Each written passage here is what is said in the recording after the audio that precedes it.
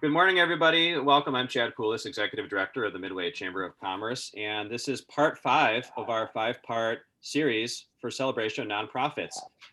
Wish we could have been here in person like we normally are. Hopefully next year. I was thinking about it. Actually, today would normally be our celebration of nonprofits event over at Hamline University.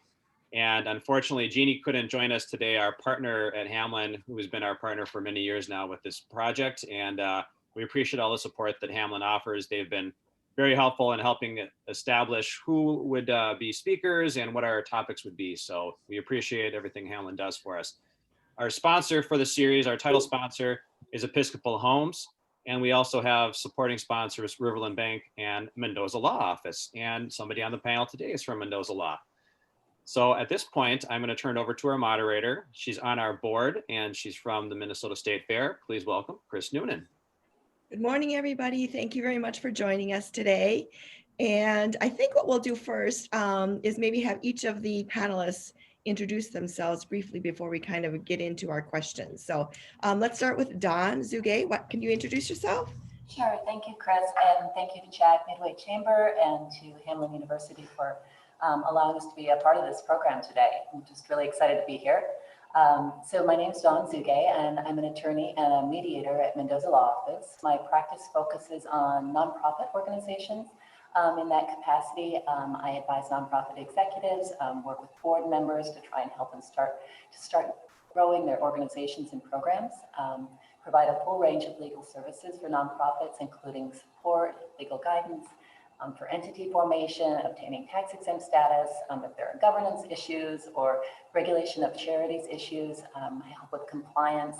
If you have a merger and acquisition that you want to go through, that's another area that we can help with.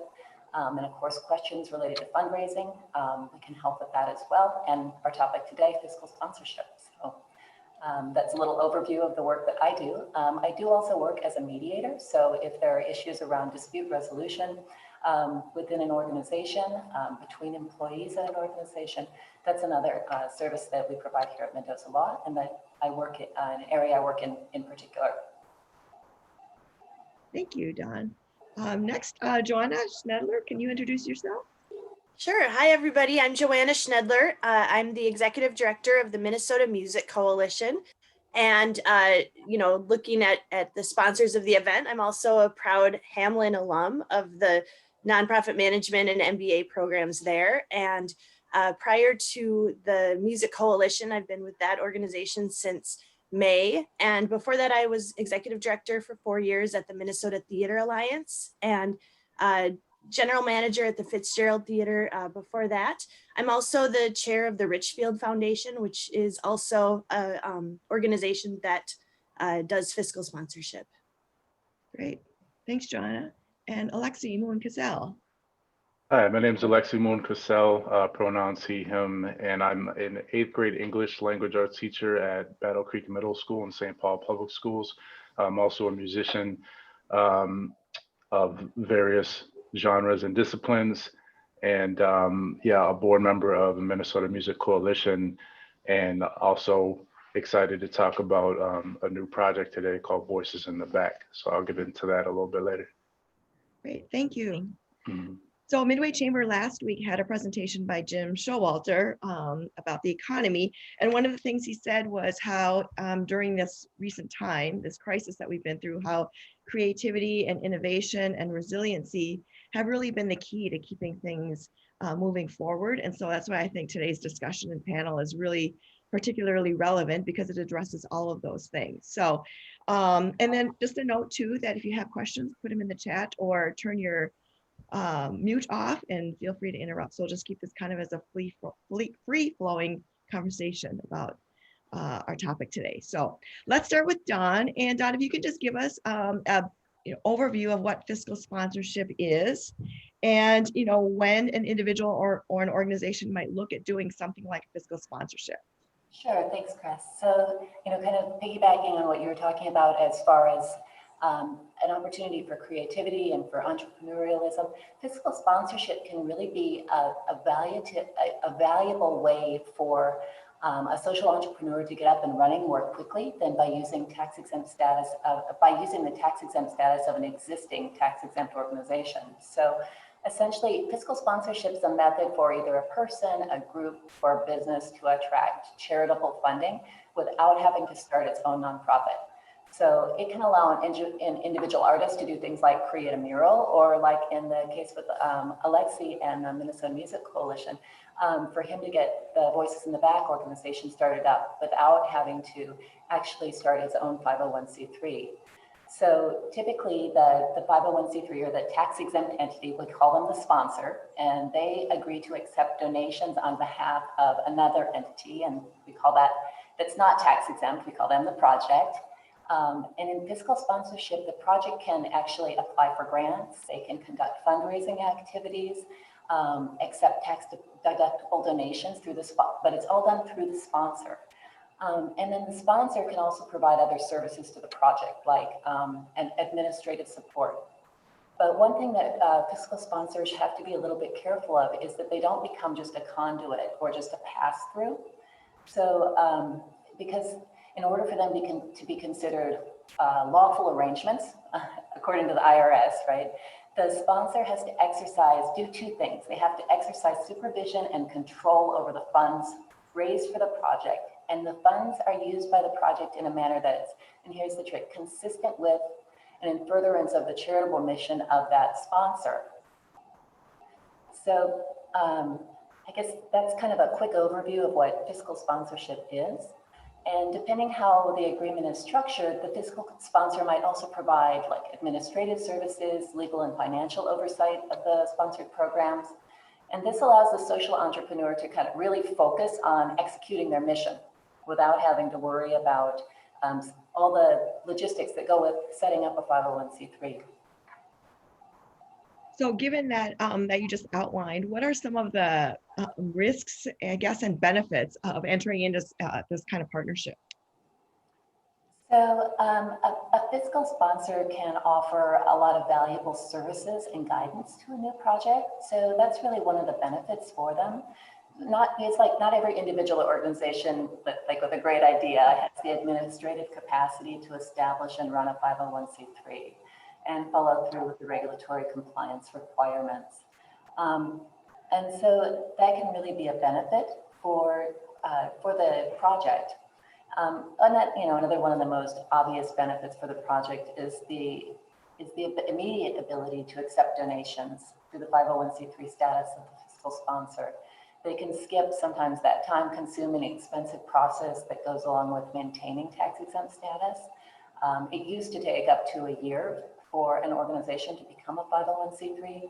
That process has gotten a little bit more streamlined with a new form from the IRS. But in general, that's still there's quite a bit involved in setting up your own 501c3 and the governance that goes with that.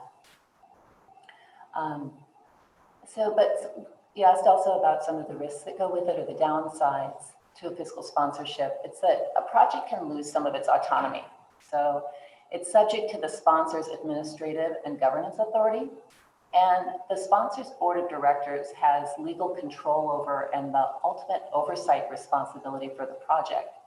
So depending on the terms of the sponsorship agreement, and every sponsorship agreement can look a little bit different. These are contracts between the fiscal sponsor and the project. The project might have to give up ownership rights to its work product or intellectual property. That's something that they need to think about and how they structure their agreement. Also, if there's not a good fit between the sponsor and the project, whether it's the people involved don't know each other well, don't get along well, or the missions aren't in alignment, that can really cause internal conflict and harm the sustainability of the project. Finally, the project's dependent on the sponsor. So if the sponsor shuts down or mismanages its project funds, then the project and its funding can also be at risk. So that's definitely a consideration. One other thing I wanted to say about it, you're asking about the benefits of fiscal sponsorship. I think on a larger scale, there's a broader public benefit to using fiscal sponsorship, because it gets a lot of good ideas out into the community more efficiently, and this kind of amplifies the whole charitable community. Also, when there's shared administration for these projects and there are fewer nonprofits, this can result in less fiduciary and regulatory oversight on sort of the state and federal level too.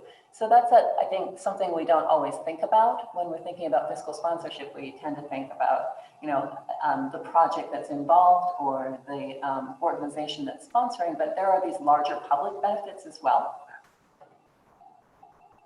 So say that I've got an idea now and I am considering a fiscal sponsorship partnership.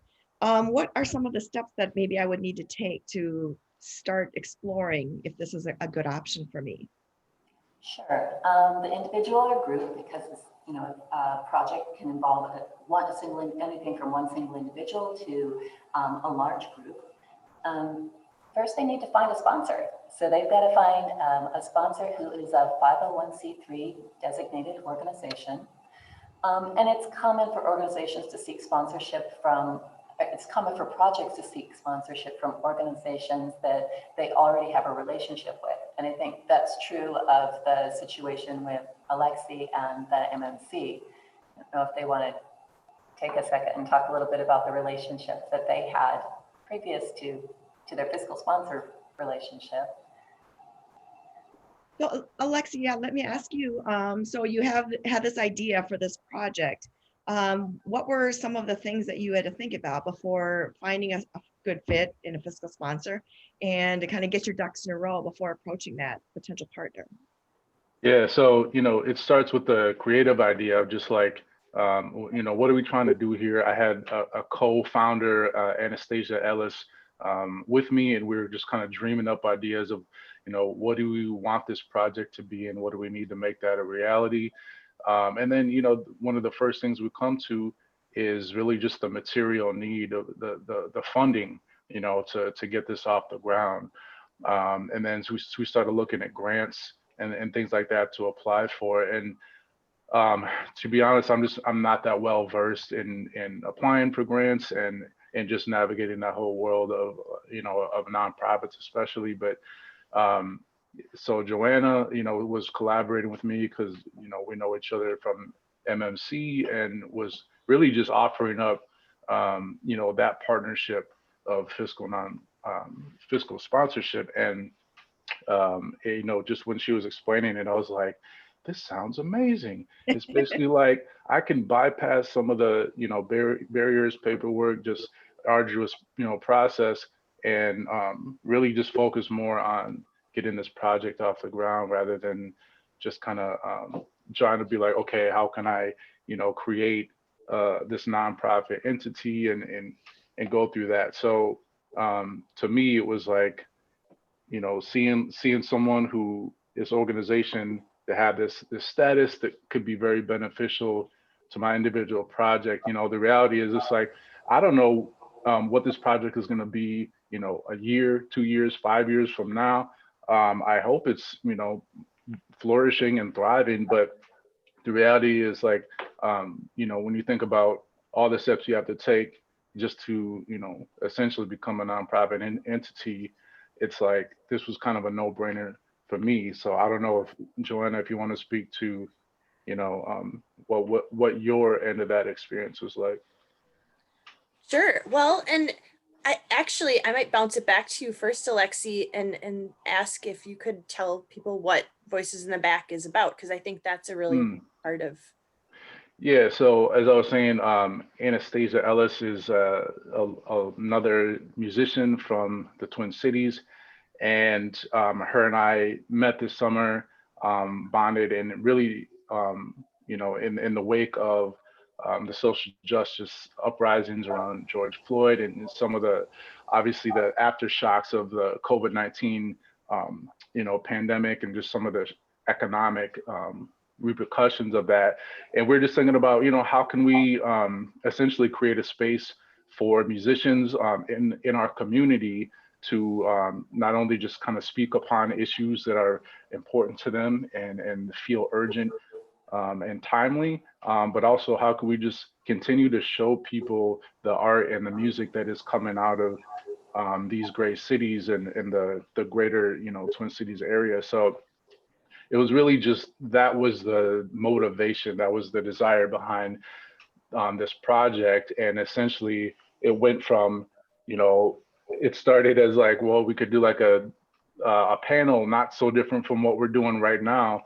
And then it was like, yeah, that's cool, but I don't know if people really want to just tap in and watch like a Zoom call. So then it was like, how can we make it a little bit more engaging and just dynamic, you know? And then Joanna again was like starting to collaborate some ideas and saying, I know Hook and Ladder Theater over in South Minneapolis is doing, essentially converted their theater into a TV studio.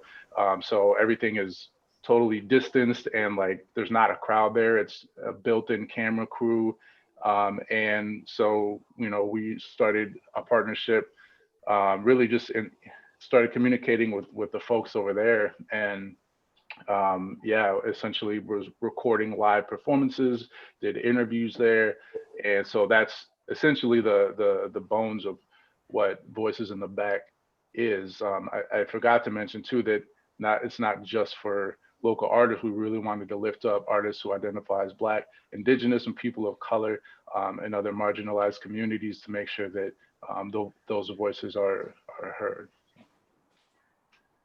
Thank you. Mhm. So yeah, I would go back. Oh, sorry, go ahead. Let's go back to you because Alexei was up, or you start learning about his project, and what made you want to jump on board.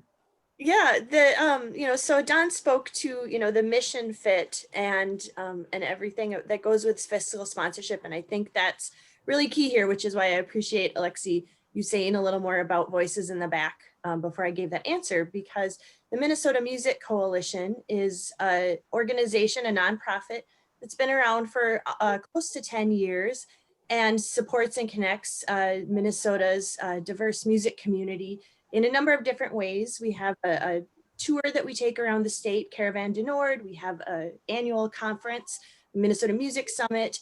We offer mentorship, vendor discounts, and a variety of workshops to musicians throughout the year. And being able to share musicians' stories and lift up our BIPOC musicians was something that was very important to the Minnesota Music Coalition and felt in line with our mission. But I also believe that that is something that should be BIPOC led. And when I was learning about Alexei and Anastasia's project, it was really exciting to me and something that felt like a great mission alignment, but something that perhaps the Minnesota Music Coalition shouldn't be doing itself. And it was a really great opportunity to be able to provide that fiscal sponsorship and that administrative support in that way. So I'm really glad for that opportunity. And you know, also I look at fiscal sponsorship for some organizations, not all, as a bit of a landing place. And it's a place that you can be at the start of your project or organization and then evaluate your next steps and be able to go, okay, I think now we're ready to maybe move to 501c3. Or, you know, on the other hand, this project was great and it's lived its course and now we're done with it. And also does, you know, it takes a lot of work to set up a 501c3. It also takes quite a bit of work to dissolve a 501c3. So having that ability to try something out in a very serious and real way is a great kind of second option for a lot of organizations to determine what they're going to do next. So does MMC sponsor other projects? We do currently. We have one other fiscally sponsored project that is a state tour project funded by the State Arts Board. And, you know, that's a great point because when either approached by potential fiscal sponsors or, you know, reaching out to offer fiscal sponsorship, you know, that again is something that really has to be the right fit for your mission. You know, when I was at the Minnesota Theater Alliance, we served 500 theaters. And if anyone, you know, inquired about something like fiscal sponsorship, we sent them right over to Springboard for the Arts. who was already doing that for many organizations. It's just one of their established programs, because it wasn't really the right fit for the mission of that organization to do fiscal sponsorship. So just because you can doesn't always mean that you should. But in this case, I think with Voices in the Back, it felt like a really great fit to be able to help share the stories of Minnesota musicians. So for other nonprofits who are out there who are considering if this is a road that they want to go down, what are some of the things, if you can remember back to when MMC was maybe making the decision to become a fiscal sponsor for any project, or just to add that to the repertoire of things that you offer? What kinds of considerations did you have to think about? Well, you certainly want to involve your board of directors. There's no question. And we also were really glad. I reached out to Tony Mendoza, actually, who's on our board of directors, and he suggested that Don become our pro bono attorney to help create that agreement. And, you know, I made sure that our board was fully aware of the project. And you know, the other thing to keep in mind is that not all board members who come from a lot of different backgrounds are going to be totally aware of what a fiscal sponsorship is and what the commitment means and what the liabilities and, you know, and things are. So it's important to have that preliminary conversation with your board to make sure that everyone on the board understands what a fiscal sponsorship is. And, you know, and like I said, I am also on the Richfield Foundation board, and that's a totally volunteer-led organization. So it's also really important that we make sure that the people who are doing the tasks, like bringing in the mail, understand that, you know, donations are, you know, that go to the fiscal sponsor are restricted to the fiscal sponsor. There's all the accounting related to that. Just things to keep in mind that people don't always have a full understanding of. Can I ask a question on that? You know, occasionally people will ask, because the Midway Chamber has a foundation, so we have our own 501c3, and occasionally we get questions from somebody asking if we can be a fiscal agent. And maybe Don, this is a question for you. Can somebody explain the difference between a fiscal agent and a fiscal sponsor? Sure. So actually, fiscal agency is kind of a misnomer, and people in the fiscal sponsorship world are working to get rid of that term, because in the legal sense, an agent is used to refer to a person or an entity that's authorized to act on behalf of another.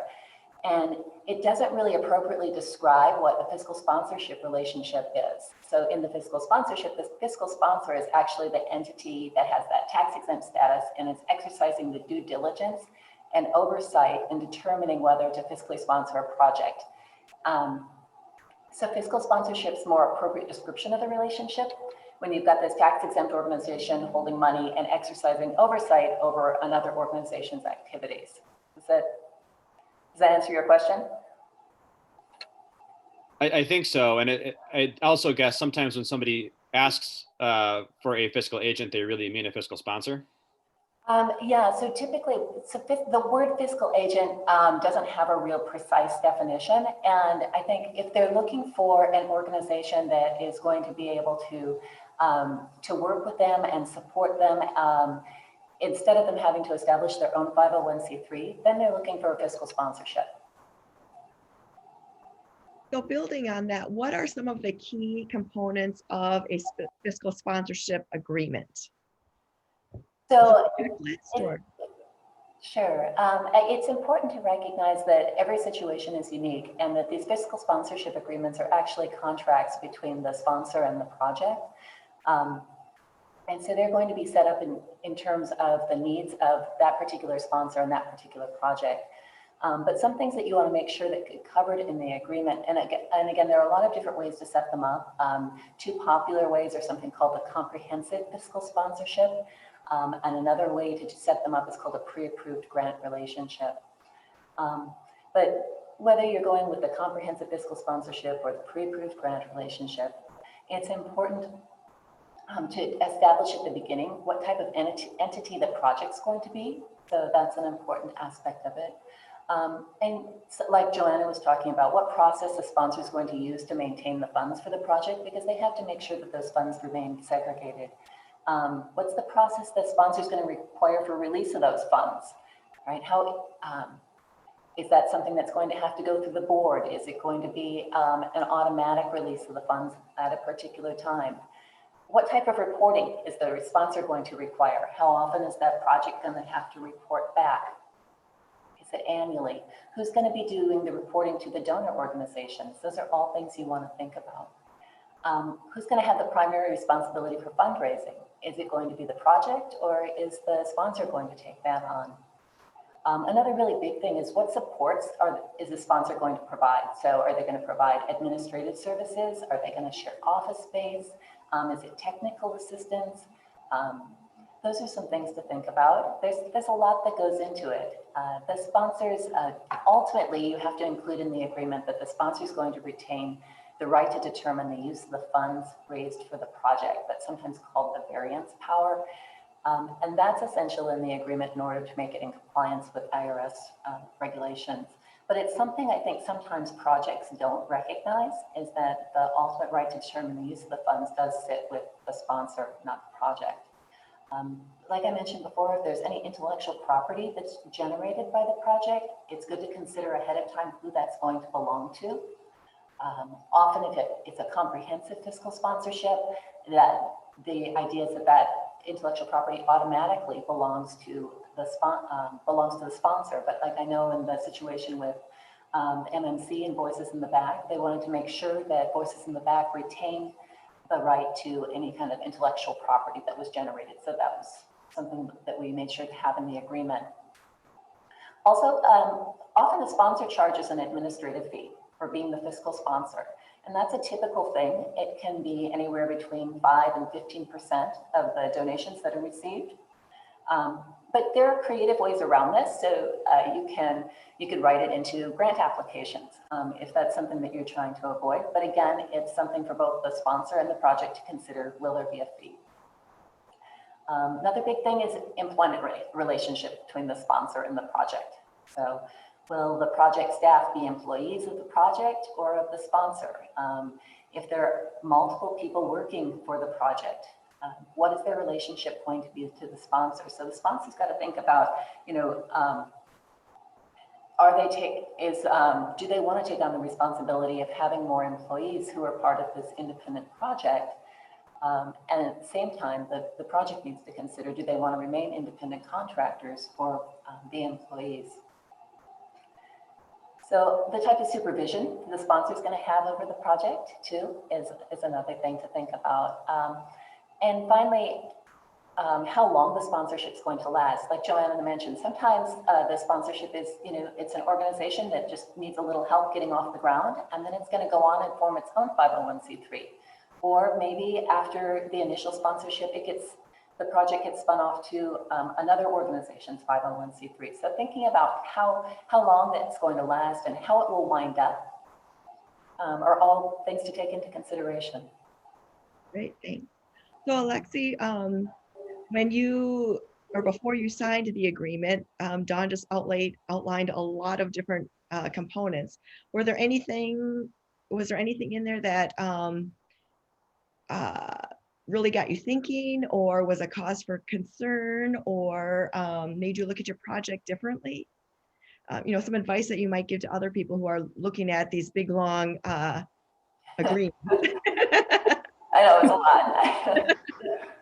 I mean, yeah, you definitely have to have a good relationship, or at least enough of a trusting relationship with the person, you know, maybe from the organization representing the fiscal sponsorship, because, you know, to be honest, it's like, again, it's not my background to be able to navigate some of these processes, but yeah, it really was like built on a relationship that I had with Joanna and continue to have, and you know, her ability to kind of walk me through, you know, what does this mean on both ends? You know, what decisions do we have to make?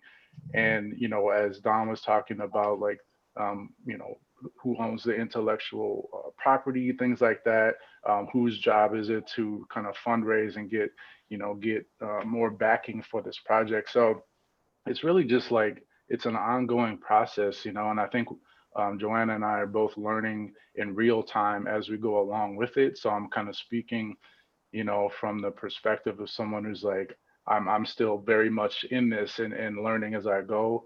But it's about trust, in not only Joanna, but in the MMC and that organization. And obviously it's like I'm biased there because I'm part of that organization as well. So I think I probably have like the safest possible way of doing this, where it's like I'm literally like on part of the board that is sponsoring my other projects. So not everyone's going to have that advantage, but I so far I'm like, this is amazing. I don't know how long fiscal sponsorship has been a thing, but I definitely want more people to know about it, because I think more people would take advantage of that and want to. I mean, it's just a great way to build relationships between whoever has a project that needs to be funded and a nonprofit entity that wants to support other people within the community. Like, what better way to just try to build that trust and really just help the local scene just bloom in that way. So yeah, I have nothing but good things to say about it, and it's still very much learning what it all means. And then Joanna, you had mentioned mission before, and Alexei just talked about trust.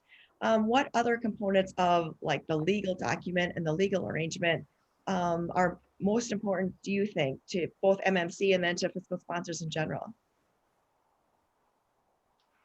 Well, let's see. Well, one of the things that has been something that we've had some good discussions about is kind of the next steps that Voices in the Back is going to take in their fundraising.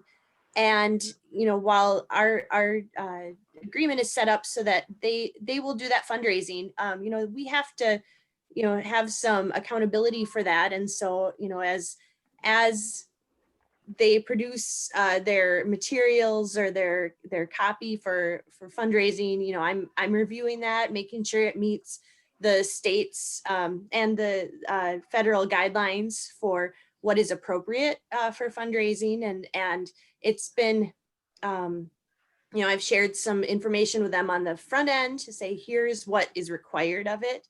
And and then it'll be really exciting to see that take shape and to see what is possible for the future of Voices in the Back as they roll out the initial project, which I'm very, very excited about, as well as looking to the future.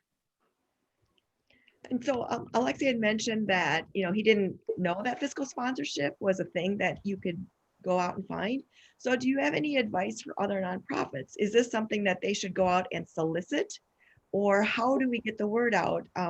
Because it is a great way for a nonprofit maybe to launch some things that maybe are near and dear to their heart, or to expand their mission, that kind of thing. So and I understand that capacity is probably an issue too.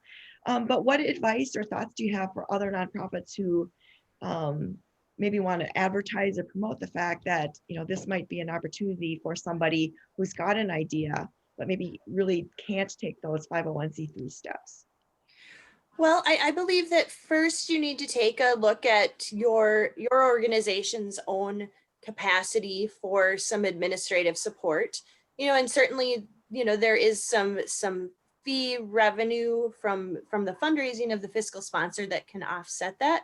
But, it really is you have to plan for it and think about what it, to be a meaningful fiscal sponsorship, what would that look like in terms of either building out your staffing or your, volunteer structure that can support that sufficiently? Because I really do think what you don't want to do is to just all of a sudden become a pass-through for things and promote yourself as a pass-through, because that to me seems riddled with problematic things. And even the organizations that have fiscal sponsorship as a program and provide I think there's a couple of organizations in town that provide hundreds of fiscal sponsorships. They have staff dedicated to that. They have staff that are have, you know, like actual, they're doing kind of mentorship and you know, having some real conversations and have some structures in place to really support that. So, do you just, if you're somebody who wants to look at finding a fiscal sponsor, do you just Google fiscal sponsor, or how do you find, you know, Alexei was very fortunate in that he had a connection. But if you don't have that connection, but you, for instance, like during this pandemic, you see a great need and you got a project that you think you want to launch, how do you find a fiscal sponsor? And maybe I'll open that up to all three of you because you all bring different perspectives. Sure, I can speak to that a little bit, Christine. So if you don't have a relationship already, and I can't stress enough how important that trusting relationship is and getting to know your fiscal sponsor is from the standpoint of the project. But if you don't have that relationship already, one of the things you can do is look to a local community foundation like the Minneapolis Foundation, or a nonprofit management support organization like Minnesota Council for Nonprofits. They can be a good source of referrals for organizations that do provide fiscal sponsorship. I know Chad was kind of asking, or maybe it was Alexei saying, you know, how long have these things been around? So kind of in the early 90s, these got rolling, but more recently, there's kind of been an explosion in fiscal sponsorship and organizations that operate programs in which they actually provide fiscal sponsorship services, kind of like Springboard for the Arts. So there are a number of organizations in the Twin Cities that do focus in that way. And again, foundations, organizations like Minnesota Council for Nonprofits can be a good source for referring you to a fiscal sponsor. And then it's up to you as the project to kind of do your due diligence in meeting with that fiscal sponsor. Also, sometimes those fiscal sponsors are going to have an application process, particularly if that's an area, if they focus on just providing fiscal sponsorship services. Great, thank you. We have a question from Lori for Joanna. How much administrative time, as a rough percentage of what you are already doing, have you had to donate to this project? Gosh, well, you know, it has varied, but I would say it's about an hour a week. Not huge. It's usually, you know, a couple little things here and there, and I'm glad to do them. Great. Did anybody else have any other questions they can put in the chat? So Alexei, you're a few months into this project and into the fiscal sponsorship part of this relationship. Any advice or reflection that you would tell yourself now that you wish you would have known when you first started? Or the whole, like, your 20-year-old self? Build the time machine, go back in time, figure out where the fiscal sponsors are. No, I think really it was just like keep looking for opportunities. Like there are people out there who want to help, you know, people like myself that have, you know, projects and, you know, other visions that they want to see materialize. So I think it's given me a lot of awareness that yeah, that those people, those opportunities are out there if you seek them out. And so I think that's something I want to see more of, is people just having an awareness that opportunities, you know, like fiscal sponsorship even exist, and then trying to figure out how to make those ends, you know, connect. And so I don't know if it's just about, you know, if there's like sort of a public education push where it's just like letting, you know, if I'm just looking at like the arts community, for example, it's just like, okay, maybe we need to be having a lot more workshops and, you know, just anything to put it on people's radars. It wouldn't be that hard to get the word out about that, and just sort of facilitating opportunities for maybe potential sponsors and potential sponsees, or, you know, whatever it is, to meet and figure out. So I think it's like, I think the possibilities are pretty endless. It's just a matter of, you know, the will of those involved on either side, and how bad do you want it, and, you know, what does it look like to make it become a thing. So yeah. And then Don, looking, you've had a lot of experience with both Product 501c3 and with fiscal sponsorships. Are there any times when a project or a launch should have been a fiscal sponsorship arrangement as opposed to going full steam ahead into a 501c3? Sure. I think fiscal sponsorships are particularly well suited for kind of short-term projects. So groups that plan to exist for a short period of time, and they don't really need that perpetual existence that comes with being a separately incorporated entity. Also, organizations or groups or people that have limited capacity, maybe it's 1 or 2 people that are trying to get this project up and rolling. That's another time when fiscal sponsorship is really a great sort of option. And so they don't have to deal with establishing the board of directors, accounting, human resources, all those kinds of back office duties. Another situation that isn't always thought of is if there's an existing funding source. So say there's a project that has somebody that's willing to fund them, but that funder only wants to fund a 501c3. So that can be another time when it's a good idea to have a fiscal sponsorship when they've got that, if they're a small organization or a small project and they already have the existing funder, but they don't have that tax exempt status. Another circumstance, and this is a little bit different, is if you've got a small 501c3 and they're getting assistance, they can actually get assistance from a larger tax exempt 501 organization with a fiscal sponsorship.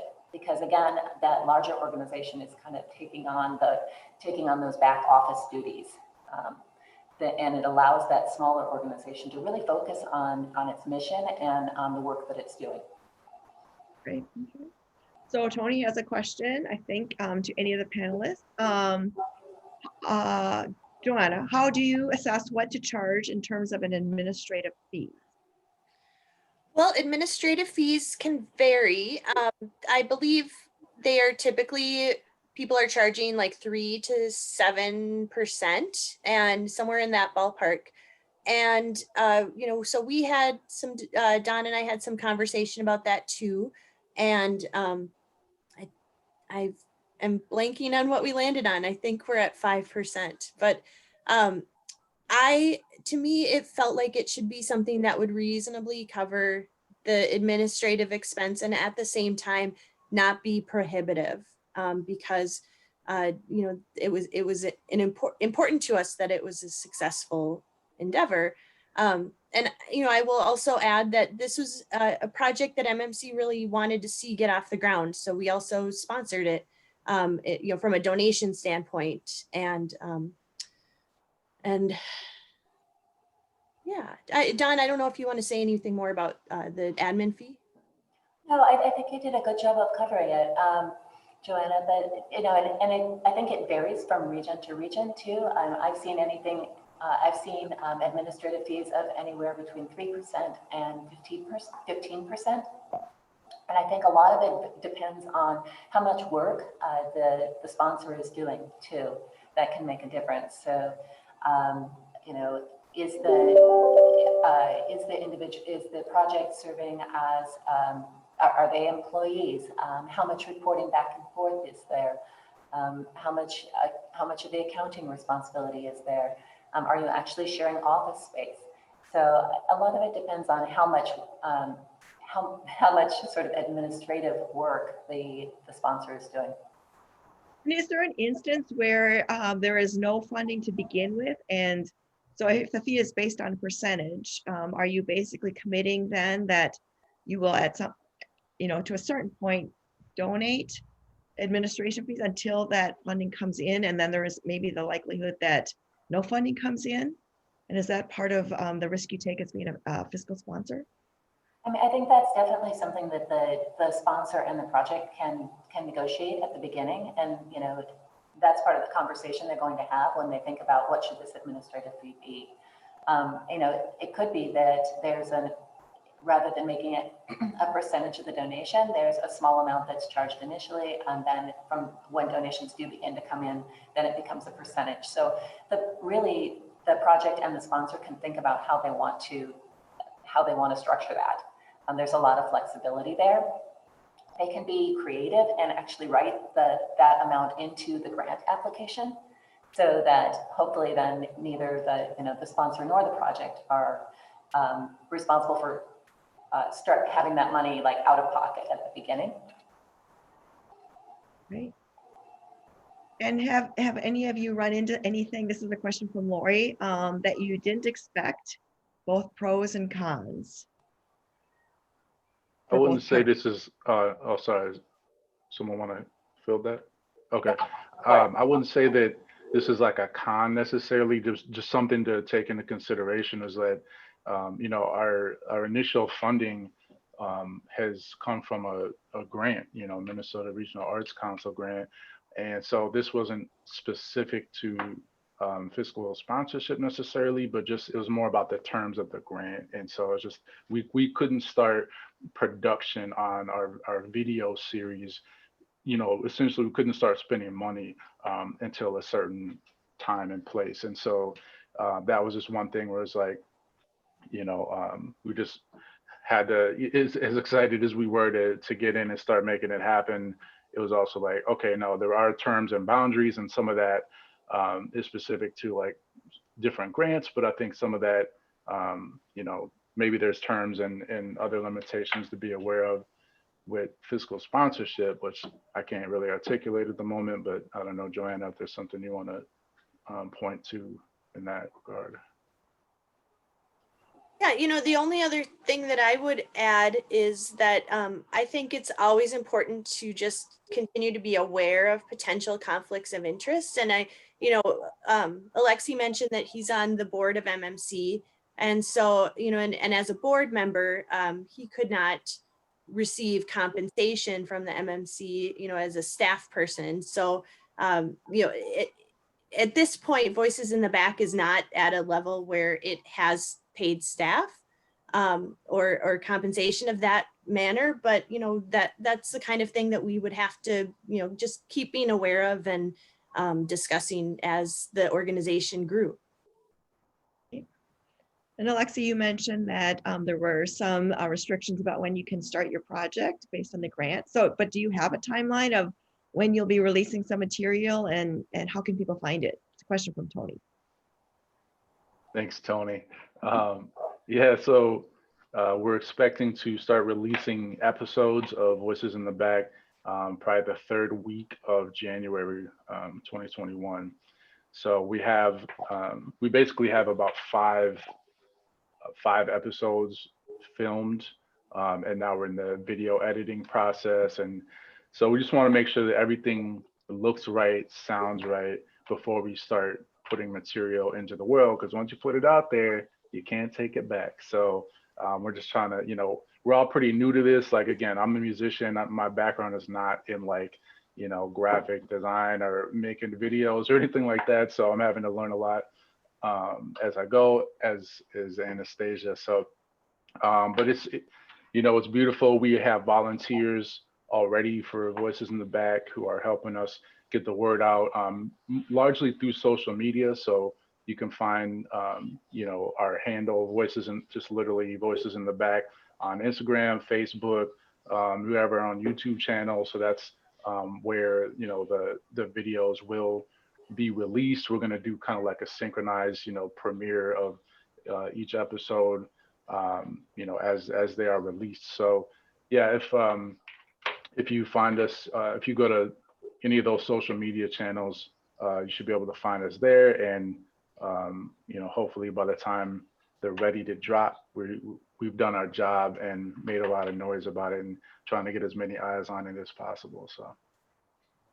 And I think Chad will send out a wrap-up email after later today, maybe. So maybe Chad, we can add some of those social media channels into that email so that people can find them readily.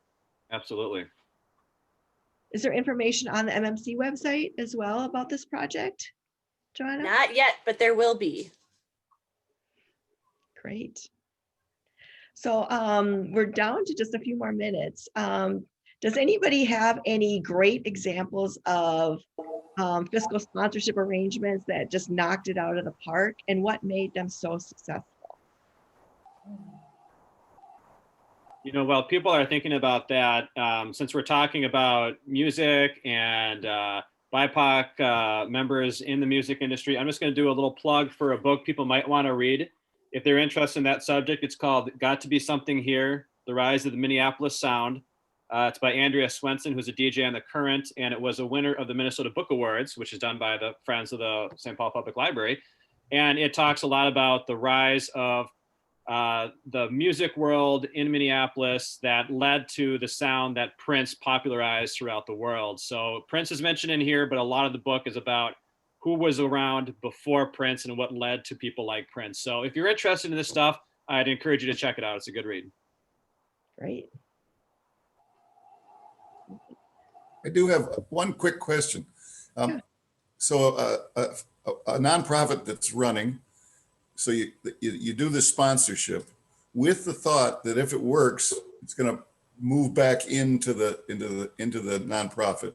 Is that possible? So it's kind of a test case for, you know, if it works, because they're expanding their mission and they're a little nervous about doing it on their own. Is that possible in this arrangement? Yeah, absolutely. You could structure it that way. So I think what I understand you to be saying is that you have an existing 501c3 Yep. and they want to try out a project. Is Yeah. that correct? Yep. So then they could set up that project as they could set up the 501c3 would remain the fiscal sponsor, and then the project would become a project of the fiscal sponsor. And then depending on how well that worked, then that project could spin off into its own 501c3. Is that what you're thinking about? No, back into Come back in. Yep. back into the sponsor. Yes, you could also bring it back into the sponsorship. You would want to think about how long probably putting a term on that fiscal sponsorship relationship, Okay, and then kind of looking at things again at the end of that term of that relationship. wonderful. But Boy, could- this- Could the project become part of the nonprofit? So Yeah. it would end the fiscal sponsorship and it would just become a program of that nonprofit. Yeah, so one thing to think about is that the project, so depending on how you structure your fiscal sponsorship to begin with, that project really is a part of the nonprofit. The nonprofit is responsible for that project. And in Okay. fact, often the employees of the members of the project can be employees of the 501c3 already. Okay. Yeah, but it can be a way that is a little bit less risky to try out something new. Yeah, that's great, because the one I'm thinking about, you know, they have kind of 4 departments now. They want to try this, but they're nervous. But some of us are willing to get it started. And so, okay, wonderful. Thanks. I would add maybe a word of caution related to it, which is, say you have a fiscally sponsored project that, you know, has its champion or its founder, and then that project comes back into the organization as a program. You know, there can be a little bit of, you know, hopefully not, but you know, there's a founder there, and you know, maybe some passion, and they, you know, have a different relationship to their project once it moves into becoming a program of the organization. That can, you know, in the instance I'm thinking of from many, many years ago, you know, created some conflict and some tension as that founder, you know, tried to run their program as an employee of the organization, but wasn't ultimately in charge of its direction any longer. My thought here is I'm just making up my facts. An old guy like me, I just want to help get something started and then I'll go away. Yeah. You think? Because I'm going to go away one way or another. So, okay, thank you. I'm really excited about what I learned today. Thank you. Oh, great. So Marie brings up a great point. Are there any other iterations of fiscal sponsorship that maybe we haven't touched on yet this morning? Oh, That's a great example. One that we do at the foundation that I chair is if city commissions who can't accept charitable funds would like to, you know, maybe apply for a grant or something, then they become fiscally sponsored by our foundation in order to be able to apply for those grant funds. You know, so an example that we had recently was a playground, an accessible playground project. that some foundations wanted to support, but it was a city-run commission that could not accept those funds for themselves. Great. Don, any other examples of or iterations of fiscal sponsorships? Necessarily an iteration of fiscal sponsorship, but maybe another idea, another sort of project that might think about, or that might think about being involved in a fiscal sponsorship, like a group that wants to hold like a crowdfunding campaign. Fiscal sponsorship can be available for that. Even businesses that want to create or manufacture products for particular circumstances, that can be another opportunity for a fiscal sponsorship relationship. So I'm thinking about like a manufacturer that wants to like create or distribute products to after like a natural disaster or a social disaster. That could be another instance when it could be helpful to have a fiscal sponsorship in order to be able to get access to those charitable funds. Great. So pretty much any kind of a charitable project that you can think of could benefit from fiscal sponsorship. Great. Any last questions? We're a couple minutes away from 9 o'clock. So if you want to connect further with any of our panelists, I think their contact information will be in the email that Chad will send out later today. So now we all have the fire lit underneath us and we can start our creative juices going on how we can use fiscal sponsorships to further a great cause that we're passionate about. So Chad, anything you want to say to wrap us up? Great. Well, thanks to the panel. Thanks, Christine. Great information. Again, this is recorded, so we will be able to send this out. And I'd encourage people to share this with your board. Maybe, you know, it's on our YouTube channel. So if you don't need the information right now, but down the line, somebody mentions this idea to you, or somebody mentions an idea and it triggers the idea of a fiscal sponsorship to you, please go back to our YouTube channel, check it out. And the last event we have for 2020 is tomorrow at 4 o'clock. It's our virtual holiday party. We hope you can join us. And that concludes our program today. Thank you so much. Good luck to everybody. Good luck, Alexei.